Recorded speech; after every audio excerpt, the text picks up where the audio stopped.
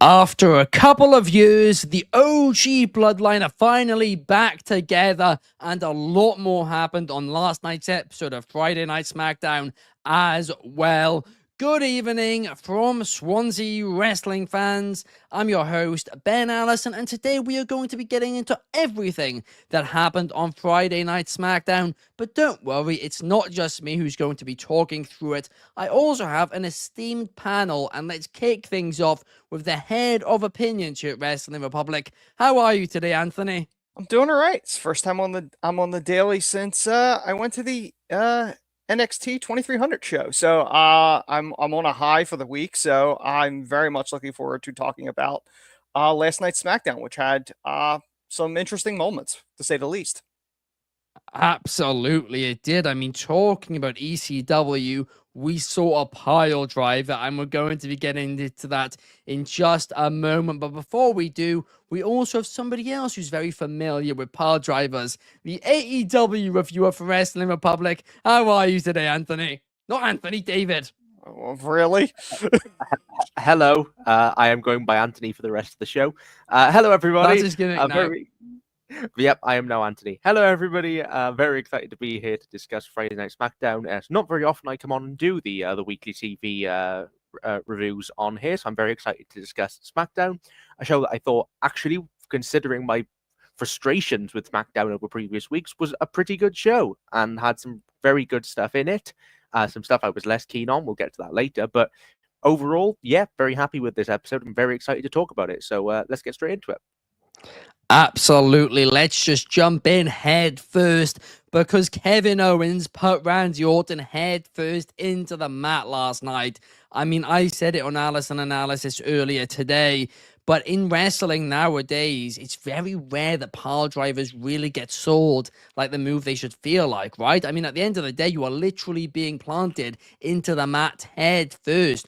Your life is in danger when you were hit with a move. And last night, when Kevin Owens did it to Randy Orton and Randy Orton was stretched out, it felt like that. I mean, Anthony, what were your opinions on it? The pile driver is such a move that's synonymous with it being banned. Everyone know it's common knowledge WWE banned the move years ago, and the only ones that were allowed were like Undertaker and Kane with the tombstone. Like it's very rare that you I don't know the last time I've seen a pile driver on WWE TV. It is one of those moves that should be feared because there is potential of an injury, stuff like that. We saw Austin with the neck with Owen years ago, uh, and so many moves have been watered down over the years. The super kick, the Canadian destroyer, these moves that were finishers at one time. The pile driver is one of those moves, and it's a shock value in it because we know KO, his past in Ring of Honor as Kevin Steen, that was his finisher. A pile driver was his finisher. So for him to play up the whole, Kevin's nuts. We've never seen him like this. Triple H trying to protect Orton from storyline wise. That he's unhinged. We don't know what we're dealing with. And for him to do it and for them to sell it and for this to be the KO, this heel KO that the WWE audience has never seen. They didn't see it in NXT. They didn't see it in WWE. They saw this in Ring of Honor, though. So if we're getting that type of KO, that crazy KO, that's exciting to me as a fan of Kevin Owens, Kevin Steen, whatever you want to call him. And this plays this up with Randy. I'm very excited to see where this goes. Absolutely. I mean, yeah, that is a great point as well because we haven't seen that in WWE, to your point, where Kevin Owens uses this power driver, which, of course, he used to put people through ladders with it back in the days of Ring of Honor, and it was, such a brutal move he did. But like you said, it was banned in WWE. You weren't allowed to do that. And the fact they acknowledged that on TV, well, it made it feel even more dangerous, even more heel-like last night. Now, I know I make a lot of jokes, David, and I made a joke in the intro about it happening a lot in AEW with, them doing power drivers, kickouts, and all of that. But how did you feel about the presentation of the power driver last night? I think it's very cool. I think that the pile driver, like we said, the last time I remember seeing a pile driver on WWE TV would have been Punk in 2013 in his number one contenders match against Cena to face The Rock at 29. That's the last time I remember seeing it. I think it might have appeared once since then, but I could be wrong. I think that might be the last. I enjoyed the presentation. I like when a move is made to feel special and made to feel dangerous. I did get a couple of laughs. And just humor me for a second. I did get a little bit of a laugh out of them spending 5 minutes talking about how barbaric and disgusting and awful the pile driver is, to then immediately cut to a WWE Supercard advert with the Undertaker front and center, whose finisher was the stone pile driver. But and while yes, that very few people ever kicked out of that, it was never described as a banned barbaric move. It was vintage Undertaker. I've always found that quite funny. Obviously, a real pile driver or a pile driver in the way that it was done last night is a lot more dangerous than the tombstone, because the tombstone, with the way that it's put together, is typically quite safe. But it was that made me laugh. This segment was good. I like Orton's fire. I really liked Orton's selling of the pile driver. I liked Owen's selling. I liked the commentary selling. It was a bit melodramatic, but it was intentionally melodramatic, and that brings out that sort of that sense of danger. And wrestling is an inherently silly show, and so you can sort of play about a little bit with that melodrama. What I would say, my complaint with this segment, and it is a minor complaint because it was a very good segment, but the one shot stretcher, or the very extended sequence of them stretchering him back to the ambulance, putting him in the ambulance and sending him off, that went on for about probably 4 or 5 minutes. Might be a bit less, might be a bit more, but the skip 10 seconds button on my feed began to get quite a decent amount of use after a while, because I don't have an issue with them doing it, but it was like there was stuff on this show that did feel rushed to me and that could have benefited from more time. And while I appreciate that you want to sell the gravitas, I don't think that the long stretchering back to the ambulance did a lot to advance that. I think it was nice to see Cody and the anguish that he had, and obviously Orton's selling was great, but I got that anyway from the segment. I didn't then need this extended thing that to me didn't add any additional story context. It was just meant to sell you a feeling, which it didn't really do for me, because I was just sort of waiting to get to the next bit. And I jested about skipping ahead 10 seconds. I didn't, but it's like you really wanted to, because it to me that dragged. But otherwise, very few complaints about this segment. I thought it was very, very well done, and yeah, it's nice to see Kevin have a bit of fire behind him. And I'm curious to see if this event changes KO in any way. Yeah, absolutely, because we did see a little bit of remorse in his eyes, after it happened. But to your point as well, it was, a long time after they spent stretching him out. I mean, it was quite a few minutes. So perhaps maybe they did spend a little bit too much time on that. That was the other thing. Sorry. I'm so sorry. I just want to say, this is one thing that, they've made a lot of efforts to make WWE a more sports-based presentation.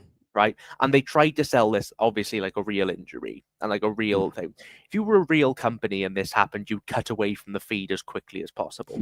That's true. That is true. Like I'm not being funny. If somebody in UFC was dropped on their head and had serious concerns for their health, you would not then stick a drone shot on it while they were slowly stretchered out, follow them all the way through the background areas until they were off on a stretcher. You'd get that camera off them. That is true, but at the same point, I think that's synonymous with them when something really does happen, like the Owen thing. You don't show the ring. So I think that's their loophole of going, if we're showing it, it's part of the show. Yes, to play along with it. That is true. That is very true, and I understand that. But to me, the even so, the amount of time they spent on it was a bit excessive. Yeah, I mean that's completely fair. It truly is. Candy Mamain is saying, do you all think that Kevin Owens versus Cody will happen at Survivor Series War Games? And that's what's interesting, because last night Cody Rhodes was scheduled for a promo, but that promo never happened because he went after to look after Randy Orton in the ambulance, in something which I loved. I thought that was brilliant. The fact they cancelled the segment, it really sold the importance of it. But Anthony, do you think that perhaps we could get that match at War Games? I do. Assuming Cody doesn't somehow get added to the bloodline thing, I do think that's probably where it's going to go. I think it's a smart move to do that. I love that they wrote Cody out. That's how they wrote Cody out of the segment to avoid that. I thought that was well played, long game wise. There's too much of instant gratification. Like, oh, the show must go on. Cody's got to do the promo. He can't go with his buddy to the hospital. That's unrealistic. I mean, granted, there are things in wrestling that are unrealistic, but like that, I think added at least an element of believability of going, no, this is serious. I need to be there for him. My brother's been injured, like that type of thing. I did kind of find it funny that they have a Kevin was right shirt. I was like, well, that didn't take them long to try to capitalize on something like that. I'm curious whether or not they'll do a pile driver shirt because that seems to fit with KO. like Owens pile driver Owens or something like instead of the fight one. I could totally see them doing that. I'll be curious to see how long they keep Randy out. Like, are they going to keep him out and lead it to Saturday night's main event? Do they do it there? Do they hold him out to the Rumble? I'm very curious to see where they go with this. Absolutely. I mean, it is quite a hard one to call. And you mentioned that Kevin is right shirt. I mean, I wrote a tweet about it, but it's true. If they really did come out with, a version of that shirt, which you could customize the name, that would sell so well. I mean, I'd get it for my girlfriend, that's for sure, because, she always thinks she's right. Honestly, they could probably just release a shirt that says "I was right," and that'll cop for everybody. That's the easiest way to do it. Yeah. One other thing I will say just quickly before we move on is that I really like the segment. I really like the idea of the spot. The only thing I will say going forward with Kevin is I like that they've made a conceited effort to make the pile driver feel important. I think that with Randy, you can get away with what I'm about to say because he's got neck issues. But if this becomes a recurrent thing of KO taking people out with pile drivers, and I promise you, I don't want to see people dropped on their heads. I don't. It was a pretty bad looking pile driver. Randy's head was nowhere near the floor. It was actually a very clean and protected pile driver because, you need to. But like, it didn't look especially devastating, if I'm honest. When you actually watch it back, it's nowhere near the floor. And so, but for Randy, it works because he's got such a bad problem with his back and with his neck. Mm-hmm. So that's fine. But I think, and this is sort of where you come back to like the AEW thing, and is when you watch people get hit with pile drivers every other day and just kick out and get back up. There is a lot of rehab that needs to be done to the pile driver to make it have that level of danger, which fair play they did. And I think it worked very well with Randy. I'm just curious if it'll have the same impact with other people, but that's just me. It's also not KO's traditional pile driver either, because the one he used was a stuffed pile driver or package pile driver. This was old school OG original pile driver, which if done right, it is a lot safer, especially the way KO delivered it. Yeah, no, absolutely it was done very well, to your point, David. And yeah, sure, if you do look at it then in more detail, you watch those replays, you can see clearly Randy Orton's, head didn't hit it. But at the same time, in the moment, I didn't think it was too glaringly obvious that it was fake. The Undertaker's tombstone, the head never hits the floor, but you buy it because it's wrestling. It's aside from the one or two times it does, at which point, it's horrible. And you notice it when it does. That is the one time you do notice it. It's a bit like the Styles Clash. It looks fairly rubbish most of the time where they actually do it properly and looks nice and safe and a bit bland. And then there's a couple of times that it does hit properly. Like you go, I never want to see that again. Keep it safe. Please keep it safe. Yeah, who was it that tucked their head in that really screwed it up? Was it Tatsu? Yoshitatsu was one of them. There'd been a couple, but he was the one I remember. And okay, don't look it up. That is that is the one move you don't want to tuck your head in for, right? 99% of moves you do, that one you do not. DCX Warlord says he does want to see it again. Why? Bobby Petito says they should have that Kevin Owens shirt on WWE shop. I would genuinely buy it. I really would if you could customize the name because it is just gold. Bobby Petito also says that he hopes Randy Orton is okay after last night. I'm sure he is all good, He's but fine. hopefully we will see him back I sooner. I don't think they would be showing the replay if he was That's legitimately hurt. They're not going to show the replay. That is always the sign. If they replay it, they're good. If they don't, Mhm. then we might have some worries. But talking about some worries, Johnny Gargano today might have some worries because, well, his tag team partner, Tommaso Ciampa, clearly is bringing back some of the black heart. He is clearly not happy with the bubbly face version of himself. He is beginning to go slowly back to his old ways. And last night we saw that he absolutely demolished Pretty Deadly. My boys, the Yes Boys, I was not happy about that. They haven't won a match now on SmackDown in 8 months, something which I'm furious about. But Ciampa, well, damn, he did look good last night, didn't he? But now it does lead to the question, is this going to lead to a Ciampa heel turn where he turns on Gargano? Or is this going to lead to a turn where both Gargano and Ciampa both turn heel? Anthony, I'd love to get your insight on this one. I have such mixed feelings because I do love the emphasis they're now making on the tag division. And DIY is definitely one of those teams that, could be a cornerstone team for them, along with the Street Profits and Motor City and your Yes Boys as well. But on a side note, one of the greatest feuds in NXT history is Gargano and Ciampa. So, like, the idea of that being on the main roster and a possibility that in theory could be a WrestleMania match, it's exciting to me as a fan of both guys, and especially because knowing how much, and I'm not saying that's definitely going to be a Mania match, but if it was, like, what that moment would mean for the two of those guys, because that's not an opportunity that they would be have given if he who shall not be named was still in charge. But the heel turn it's an interesting dynamic if Ciampa turns on him again, or if they both go heel, because we do see Candice embracing the heel role, because we could in theory see the two of them as heels and Candice involved with them, which could be an interesting thing. So there's a lot of possibilities that they have with this. And I'm very excited because I don't really think there's a wrong direction there.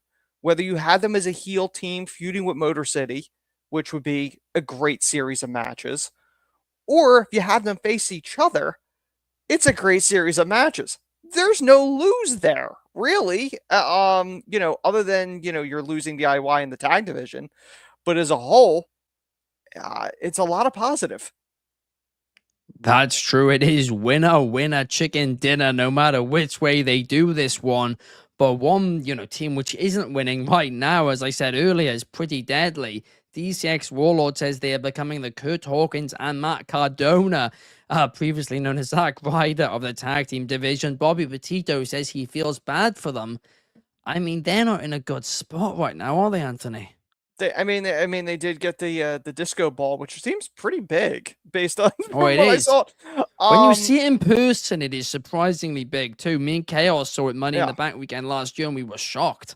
I mean, that's the thing. When you're rebuilding the tag division, they're going to need teams. With the rumors of SmackDown getting a longer show, probably a lot more opportunities for people. I don't know where they're going to go with Pretty Deadly. I don't see them breaking them up. I don't see that, but I could see more of a focus being given on them once they actually start pushing the tag division even more. But for right now, the focus isn't on them. SmackDown Tag Division is in a fantastic spot right now, Mm-hmm. I think, and I just very, very quickly, my proposal for the tag division is Ciampa goes heel and Gargano is a reluctant, I'm sorry, I love you, sort of tweener between the two, where he doesn't want to turn, but feels like he has to, because Ciampa's gone. But brilliant tag team division is really well at the moment, and I think Pretty Deadly, they will have their time.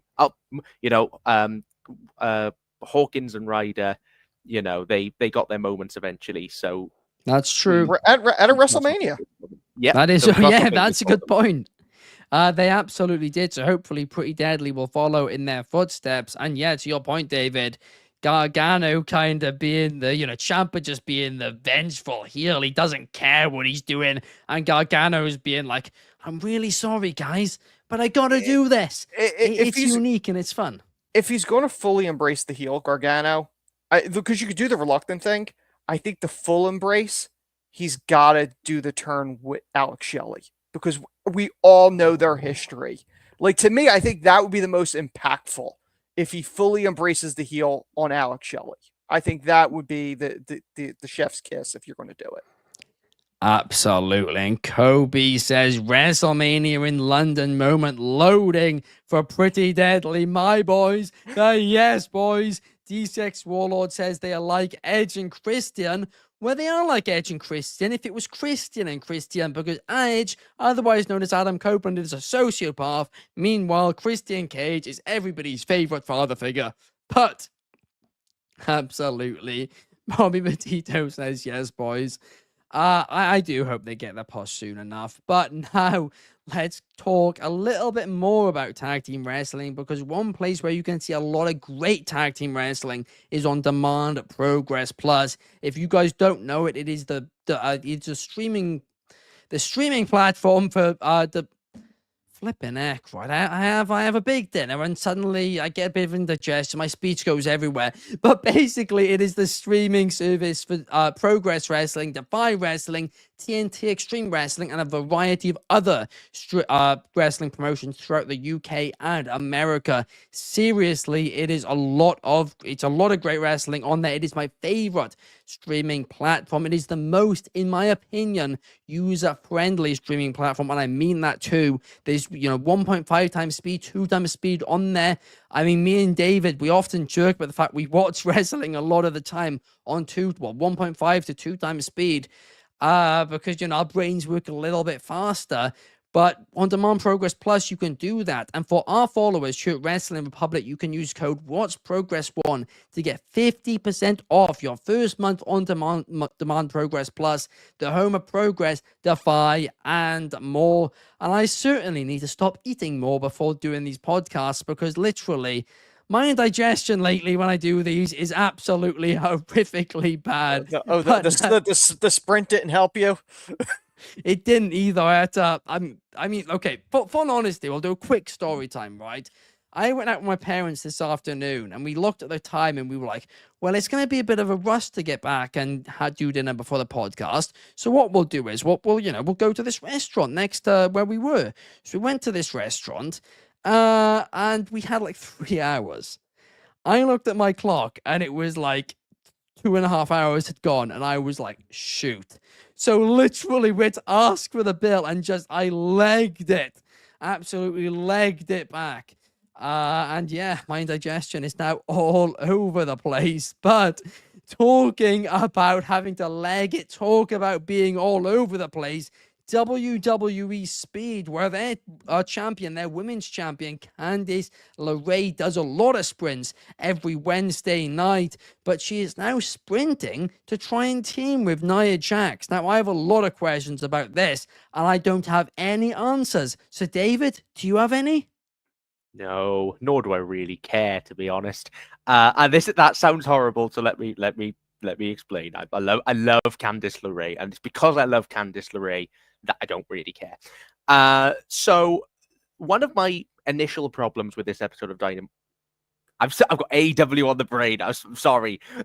One of my problems with this episode of SmackDown initially was that I thought the wrestling didn't really matter. And I think aside from the Motor City Machine Guns A-Town Down Under match, which I thought was really quite good, the rest of the wrestling didn't really do much for me on this show. And Bayley versus LeRae is one of the big examples of that, because it was just a lot of nothing, really, which is a shame because these two women are great and they have amazing potential to put on a much better match than the one that they put on. It was fine. The action was clean. Nothing really was botched. It was just a bit like nothing. That was sort of a frustration because I love both of these women. I'm not really into any of this with regards to LeRae joining Nia, it's nice to have Lorray in a position of prominence, but I'd much rather she be using that position of prominence, not in this story. I think that Nia and Tiffany have their own little thing going on right now, and I would rather them keep that going than have to throw Candice in there as well, because I don't think that Candice being involved in this adds a lot to her beyond exposure, which is nice. I think Candice should 100% be in the mix for the women's US title. I think she should absolutely be in that hunt. And so I hope that whatever this is with Nia is a short-term thing. I don't see Candice getting anything out of joining Nia. I see a lot more with her joining up more with sort of the DIY stuff. Or failing that, just going into a completely different program and going into wrestle somebody like no, Zelina's not on TV anymore. Naomi and people. I know we've done a lot of that, but I think the SmackDown Women's division is a little bit thin at the moment. So I could, a couple of NXT call-ups might be needed there. But I think Candice is sort of stuck at the moment because there's not a ton of women on the SmackDown roster that aren't involved in the tag stuff, that she's getting a little bit lost in that shuffle. And so they're trying to find things for her to do, because he clearly likes Candice, as do I think a lot of people, Triple H, but I don't think he fully knows what to do with it right now. So I think we need some more talent into the SmackDown Women's division from NXT, and I think we can continue to flesh out that division with Candice as part of that, as more of a veteran presence. But I don't think she's joining Nia Jax in the long term, nor do I think should she, nor do I think that would do anything to benefit any of the parties involved. Just keep it to Nia and Tiffany. I completely agree. I gotta say that really Anthony wouldn't have mixed up the shows. That's all I gotta say. Oh gosh, yeah. Look, I talk about AEW every week, right? Give me a break. No. So I had to. The opening was there. No, I mean, it is true, right? It doesn't make a lot of sense in Candice LeRae trying to get into this duo with Nia Jax and Tiffany Stratton. It's very confusing. Obviously, we know where Indy Hartwell's gone. She's been released, but we were given no explanation on air as to why she suddenly disappeared. I personally would have liked to see her be written off in some capacity. That would make a lot of sense. We do have quite a few comments here. The fact is, did the creative team, in this particular instance, is it a case of writing her off, or is it because obviously the last match she was on last week was taped, so the only she couldn't have, I think, been physically there for it. Yeah. But they could have given you a reason as to where she's gone. They should have given the creative a heads up so they could write something. Yeah, I mean, it's one of those things. Like, obviously, you're never going to acknowledge the marriage to Loomis these days anymore. She was so distraught over him with the Wyatts that she just had to take a leave of absence. I mean, I don't know, but realistically, I'm assuming they're going to probably put Candice. Ultimately, either they're going to keep her with Nia or they're going to put her with a heel DIY. Would be my guess, if they're going to stick with somebody. Yeah, I mean, a heel DIY with Candice LeRae would actually make a ton of sense. Why don't they do that? I mean, I'm thinking of that only.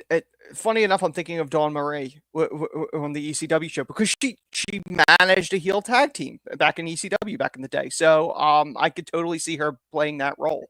I'd like I said, if they went for the tag titles while Candice went for the women's US title, I think that's a great spot for it. Because spoilers for I actually commented it under your Allison analysis, Ben. But as much as I love Chelsea Green, who was your pick for the women's US title champion, my pick is either Blair Davenport or Candice LeRae. So, and double champion Candice. Well, I watch Speed because I got nothing else to do, but doesn't mean anybody else does. But it's great. She's doing some good stuff over there. It's nice to see her. They do. It gets millions of views every week, technically speaking, doesn't it? So it's like, I'm happy for it, but like there's a lot more she can do, because again, it's not a very deep or dense roster at the minute on SmackDown for the women. Absolutely. Bobby Petito says, I hope you're doing okay, Ben. I'm all good, Bobby. Don't worry. I just ate a bit much for dinner. Katie Dunn says, oh gosh, I mean, I really did botch that, didn't I? But Just don't eat a lot before doing a podcast, guys. That is my advice for you. Or maybe do and then get a Gaviscon sponsorship. Maybe that's what we need to try and get. Let's get a Gaviscon sponsorship going. But KK said, I think Candice will eventually win the women's US title. Could well happen. And Bobby Petito says Blair Davenport as well, to your point, David. That will definitely be an interesting one. But now let's talk about the OG Bloodline, because they are back together. We have got Roman Reigns, we have got Jey Uso, we have got Jimmy Uso, all back together. And now, as of last night, officially, Sami Zayn, the honorary Uso, is back with them as well. The band is back together. And so now the War Games is official as well. We're going to have the OG Bloodline against the new Bloodline. But will it be a 4 versus 4 or a 5 versus 5? David, what are your thoughts? 4 versus 4, please. I get your emphasis on tradition, Ben, but I think that for the sake of the story, it should be 4 versus 4. So I've been very clear on my position on the Bloodline recently. I've not been that bothered. I thought that the Crown Jewel match was boring as all sin, and I did not invest in it particularly. I thought that the angle with Roman and Sami hitting each other was a bit dumb, because they could all see each other. They could see it was an accident, but they hit him anyway. So, with that said, I really liked the Bloodline stuff they did on this show, and I actually thought it was really well done. And it harkened back to me of one of the best bits of Bloodline stuff they've done in a long time since the Sami stuff last year. It's amazing how much Sami brings that out, that sort of real heart out of this story, I think. I really enjoyed the opening segment of this because to me, we always talk about the Bloodline as cinema, and I always put sort of a vehement opposition against that term because no, it's just really good wrestling storytelling. But this was kind of set up cinematically in the sense of the way the promo was structured, because it did feel to me like the scene in a drama where everyone is sat around the dinner table and everyone's just getting that family dinner is just getting a little bit awkward, as you know, people are just starting to not quite know what to say, and suddenly someone drops somebody else in it, and now they don't quite know what to do because they were on your side and now they're not anymore, and now they don't know what to do. And I thought the acting from everyone involved was great. My nitpick about this particular thing was that I wouldn't have had Roman do the whole, you're wasting my time with this guy. I don't think that's the way to do this. I think I think there's a more nuance, but I would have had Roman go in on Sami and say, you stabbed me in the back. Why would, you stabbed me in the back. You kick my head in every week. Why should I care about you again? Or something about that. Really go in on Sami and then make that end angle where Solo tries to recruit Sami one more time feel something, because I never thought that Sami was going back to Solo. I didn't a Crown Jewel, and I didn't hear either. While the bit was great, it to me that didn't quite land, and I would have had Roman say something different from what he actually said. With that said, I thought the first segment was great. I thought the bits through the show were great, with Roman sat on his own, a great cinematic shot of Roman sat on his own, staring up at the camera all on his own. I thought that was very well done. And yeah, I think it was simple, it was effective. I thought the final segment of them all doing the ones again got me excited. I thought I was willing to ignore some of the holes because that did get me emotionally. Maybe it's just I love Sami Zayn so much, and Sami was always the thing about this angle that made me care. That I've never been more interested in the Bloodline as I was between the end of 2022 into Mania 2023. So, if I can get that Sami storytelling back again, it was nice to have that feeling. And I want these guys to get back together, which I haven't in the past. I haven't cared. This did make me care. And I don't want to see Kevin involved. I don't want to see Cody involved. I don't think it needs to be. I think these 4 versus these 4, and stick them in War Games, and there's a lot of good cinematic potential here for great storytelling. And yeah, so for someone who's been very, open about not caring about this story, not caring about a lot of what's happened, I thought this was really, really well done, and I was a massive fan.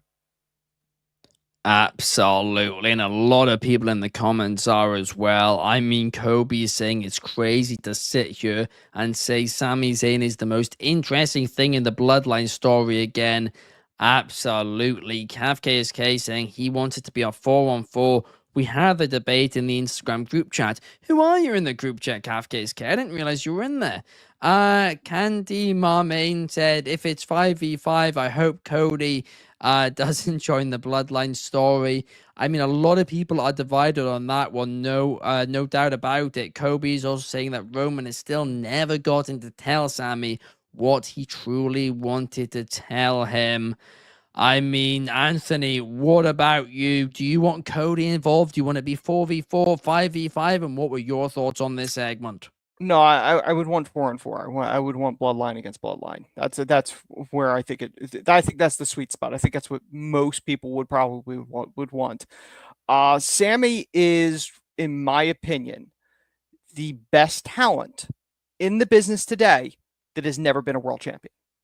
And I'm hopeful that in 2025 that's rectified. That would be my hope. But parts of the stuff do have to be rushed. Obviously, we're a couple weeks out for Survivor Series. Obviously, they want to hype this thing up. So I understood why they had to rush some of this. Why, otherwise, they probably would have drug this out a little bit longer with the Sami and Roman thing. When Solo first said, "Me and my 4 guys," I was like, did he screw up? Did he mean 4 total, including himself? And then he mentioned about Sami, and I'm going, are they doing 10 or are they doing 8? Like, what are we doing here? Because we know Hikuleo's in the wings at some point.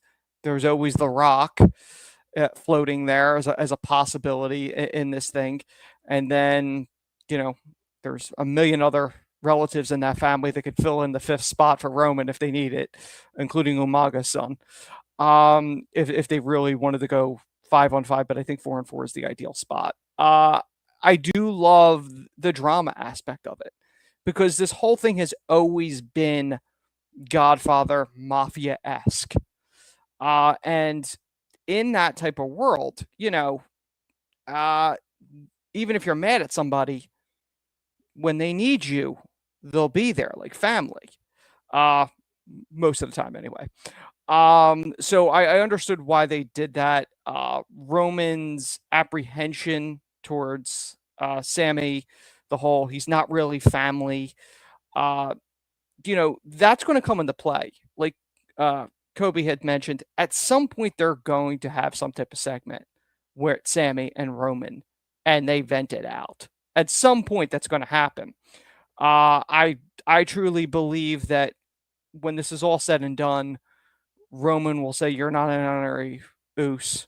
You are an Uce." Like, at some point, that's where it's going. That's the whole hallmark. That's the cinematic thing. That's what they're going to go. I do think KO and Sami may go at it again at somewhere down the road with this heel KO, because if he's mad at Cody tagging with him, he's going to be extra mad when Sami does, considering all that history. So at some point, that could be the Mania match. So it could be Sami and KO at some point. I'm very interested to see where this is going. War Games is always a special match. I don't know why it's the nostalgic part of it, but I always love when they call it the Match Beyond, because that's what it was. That's the original tagline for this thing. And I think it's going to be an incredible match. And when you add in the fact that this is the first time the Bloodline's in the War Games, with Triple H fully in charge and they're okay with using blood these days, it could be an absolute bloodbath if they choose it to be. So I am very much looking forward to seeing what these guys are able to do all together in an all-out war in War Games. Absolutely. It's going to be fascinating. And you mentioned it as well. Kevin Owens, no way is he going to be happy with Sami Zayn about this.